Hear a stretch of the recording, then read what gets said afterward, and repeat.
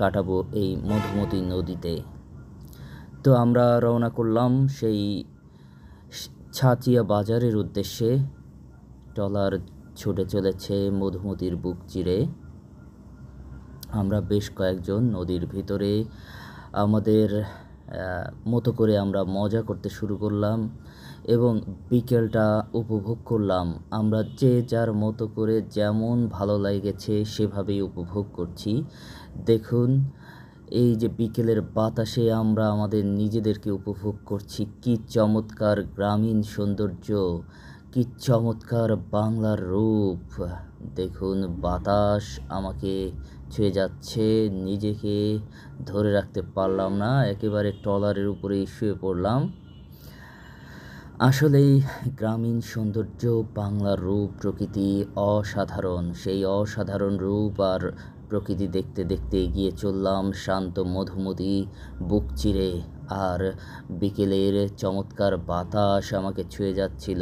নদীর বুকের বাতাস আসলেই অসাধারণ।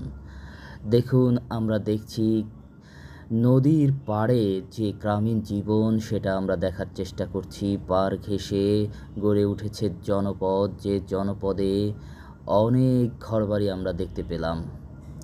আর নদীটা ছিল একেবারেই শান্ত, স্থির, একেবারে পুকুরের মতো।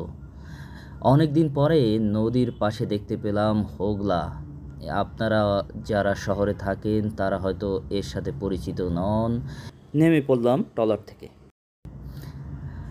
চলে এলাম সাচিয়া বাজারে। সেখানে আমরা বসে সবাই মিলে সিঙ্গাড়া খাচ্ছিলাম। বেশ চমৎকার গ্রামীণ একটা বাজারে বসে আসলে সিঙ্গাড়া খাচ্ছি। এটা খুবই ভালো লাগছে, টেস্টটাও ভালো ছিল। যদিও একেবারেই গ্রামীণ পরিবেশ, যারা শহরে বসবাস করেন তারা এর অনুভূতিটা বুঝবেন না। তবে সবাই মিলে এভাবে সিঙ্গারা খাওয়ার মজাই আলাদা।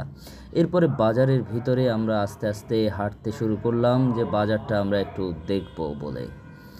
বাজার ধরে হাঁটছি। দেখুন, বাজারে বিভিন্ন ধরনের দোকান, সেই দোকানপাটগুলো দেখছিলাম। আস্তে আস্তে কিছুক্ষণ পরে আমরা কিছুটা হাঁপিয়ে উঠলে আমরা চলে এসেছিলাম একটা আইসক্রিমের দোকানে। উনি গ্রামীণ পদ্ধতিতে কুলফি তৈরি করে সেইগুলো বিক্রি করছেন। তা আমরাও একটু ট্রাই করার চেষ্টা করছি। যেহেতু প্রচণ্ড গরম, তাই এই গরমে হয়তো আইসক্রিম কিছুটা আরাম দেবে। তাই যেমনই হোক আসলে একটু ট্রাই করে দেখি। তো একেবারে খারাপ ছিল না আইসক্রিমটা।